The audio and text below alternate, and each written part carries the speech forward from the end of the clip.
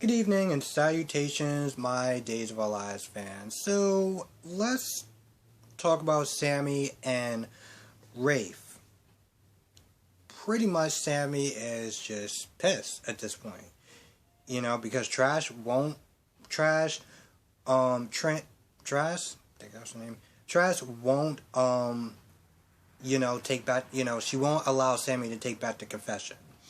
And Rafe is like, well, here's the thing. All the evidence is pointing towards you. Um, she doesn't like you from jump. So anytime that she can get a win on you and just kind of close this case, um, she's gonna take it. So they go back and forth, back and forth, back and forth. Rafe actually, this is kind of weird, and I hate saying this a little bit because I'm just thinking about the commissioner on GH and how she is just well, she's damn near useless. Rafe Rafe comes up with a way to save Sammy. Pretty much, the time that Sammy got to Salem doesn't match up with the coroner reports, the autopsy from Charlie's body. So pretty much, Charlie died way before Sammy even got to Salem. And that was pretty much her out. Now, Trash is like, she's going to charge her with obstruction and yada, yada, yada. But pretty much, Sammy is off the hook as far as killing Charlie. Which, honestly, to tell you the truth, I'm not going to lie. I already felt like that was going to be the case anyway because she was way too obvious of a suspect. Way too obvious of a suspect. And to be honest, I feel like at this point, even Allie is too obvious of a choice for a suspect. But so let's talk about Rafe. Let's talk about Nicole and Ava. And here's the thing: I hate to sit there and nitpick, but what the hell is going on with Nicole's everything? Now I'm not a fashion expert, obviously. Just want to point that out. But with that being said, I say I'm not a fashion expert because, I'm just kind of bumming it. But, with that being said, what is going on with Nicole's everything? Are they just, each day they're just trying to, figure something out with her between the lipstick and the hairdo and,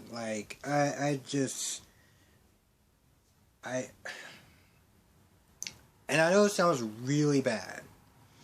And I don't know if this is the makeup or is this the lighting.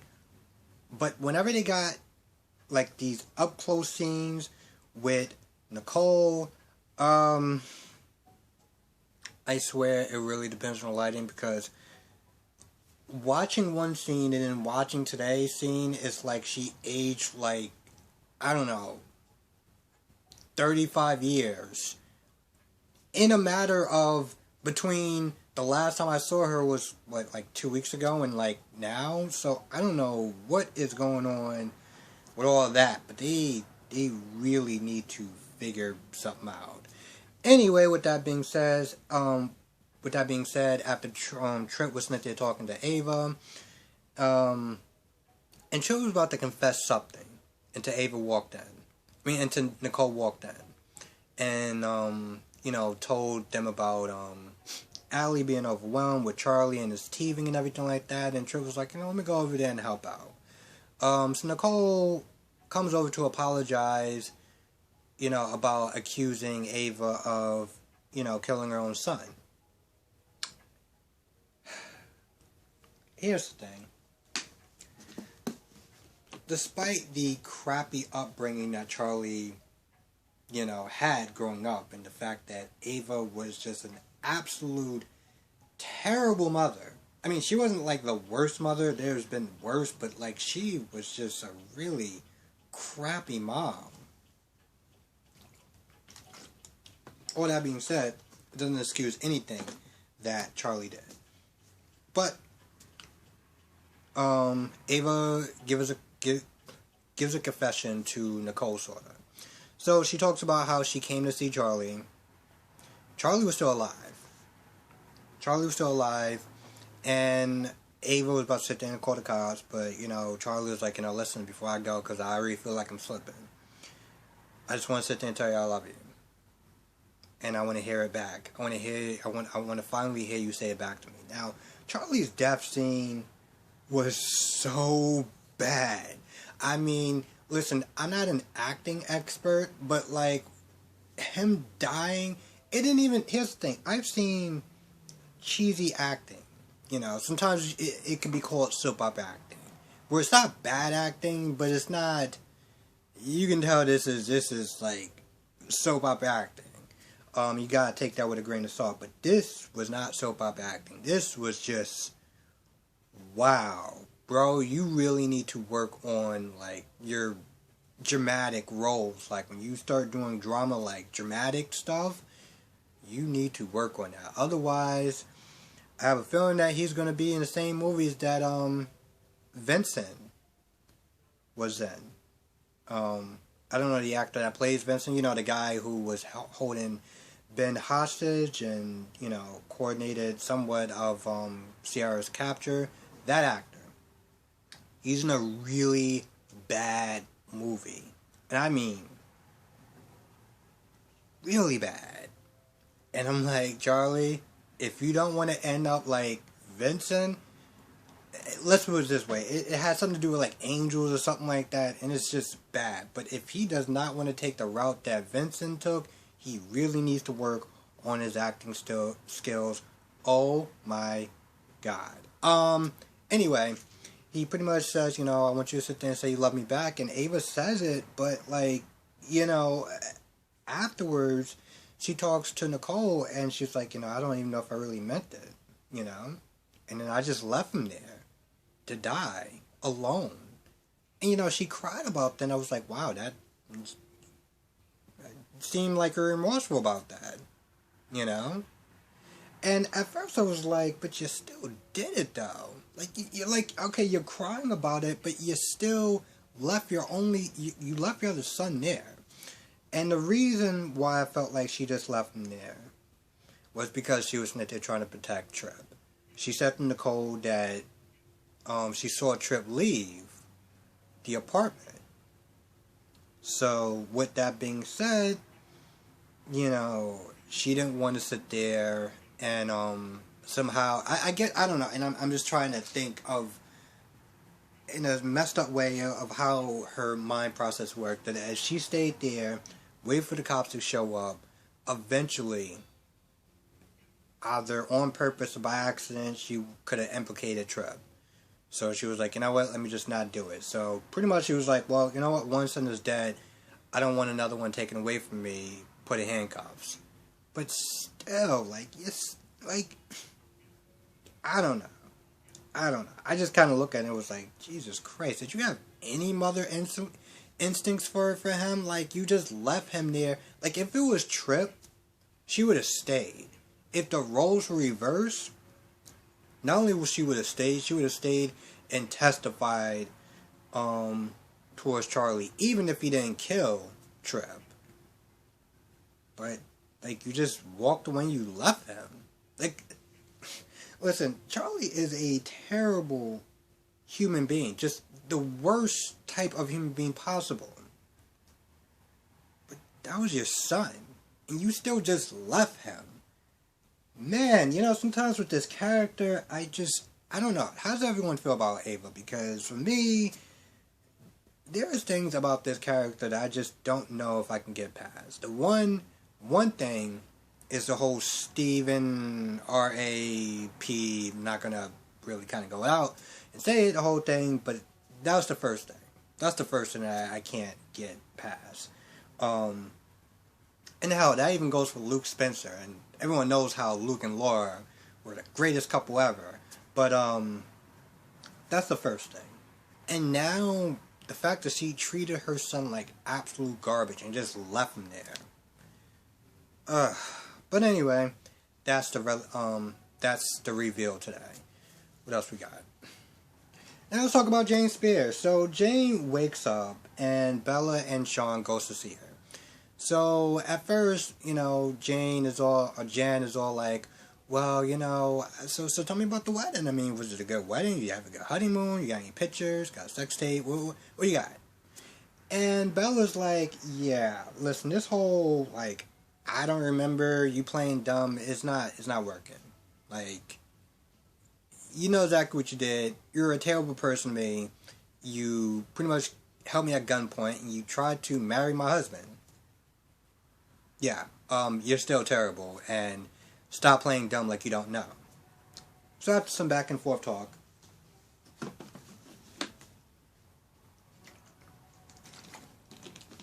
Jan finally remembers.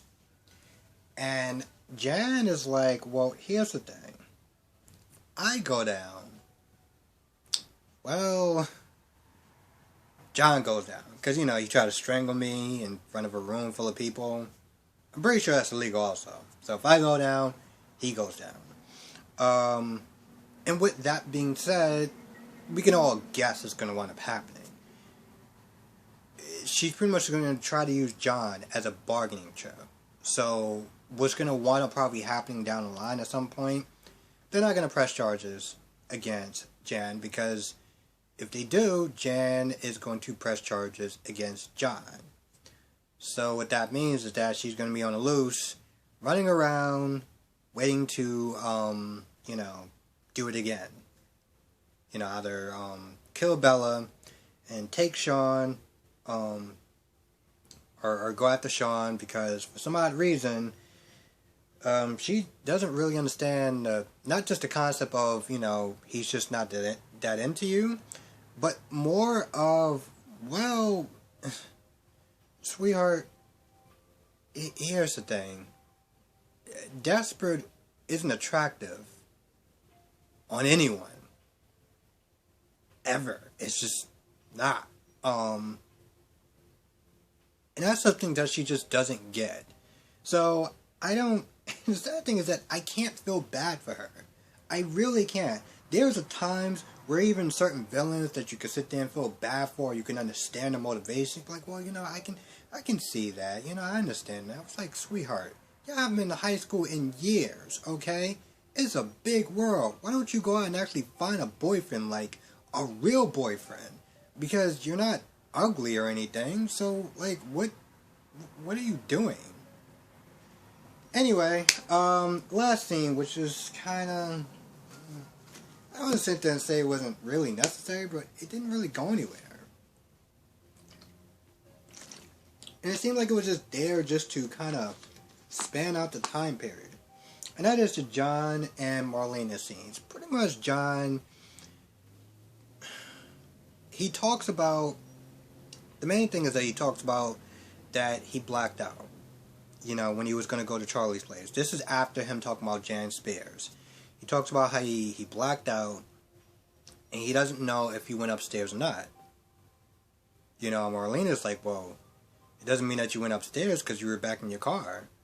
And John was like, well, it doesn't mean that I wasn't upstairs.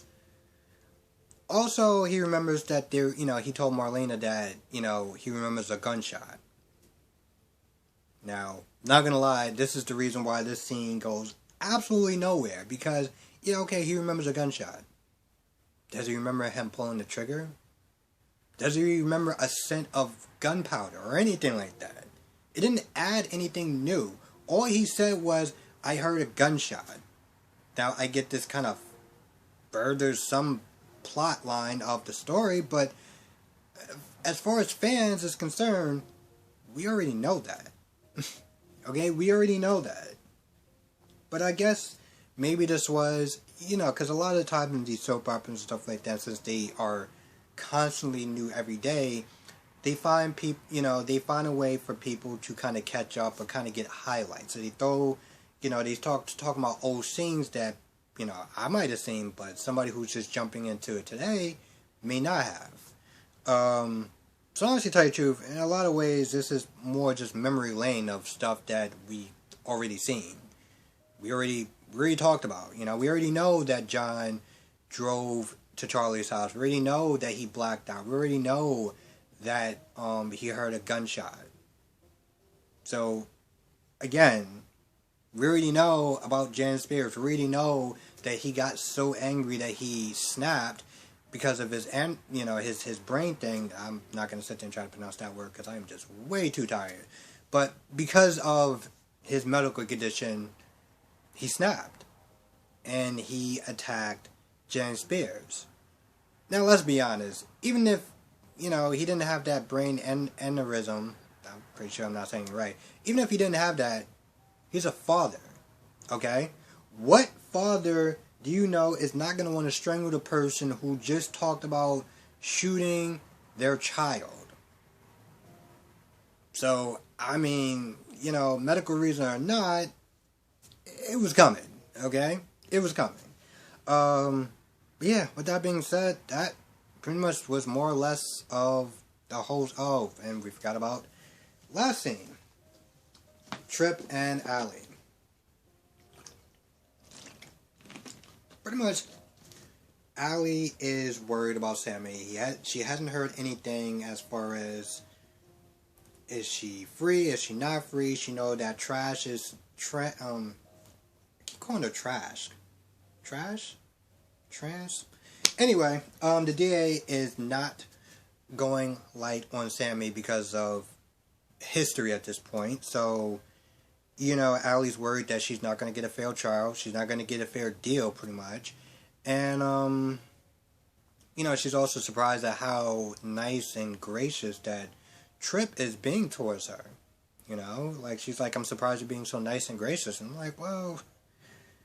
I'm kind of too, a little bit, but you know what? Trip is a better person than I am, because I tend to hold grudges. Depending on the severity of it, I do tend to hold grudges, but not him. He's like, you know what, listen, you're a human being, it happens, and, yeah, you're going to shoot me. You're going to shoot my joystick off, and probably, I mean, if it was me, probably should have just shot me at that point anyway, because reasons. But the point is, he isn't holding any grudges, and he just admired her for just being strong and everything like that, I guess. Maybe. Anyway, he's just not holding any grudges. And here's the thing. Trip is, I don't know if he's sad, but pretty much Allie was like, listen, I get it, he did horrible things. You didn't know him, but he was your brother. So there is a bit of, sadness that comes along with that. With that being said, I think the last scene was him talking about how he was going to confess something to Allie. Don't know what that is. I guess we'll find out on Monday. I feel like I'm missing bits and pieces of stuff that they talked about, but I don't think it was anything too major. Yeah, I think so. Yep, that's it. More or less, I think that kind of generally covers the whole episode today. If I missed anything, write it down in the comment section below. Listen, I want to thank everyone for watching. I hope everyone has a great weekend. I hope everyone has a great Easter and Passover and all that good stuff. Please be safe out there. And I will see you in the next review.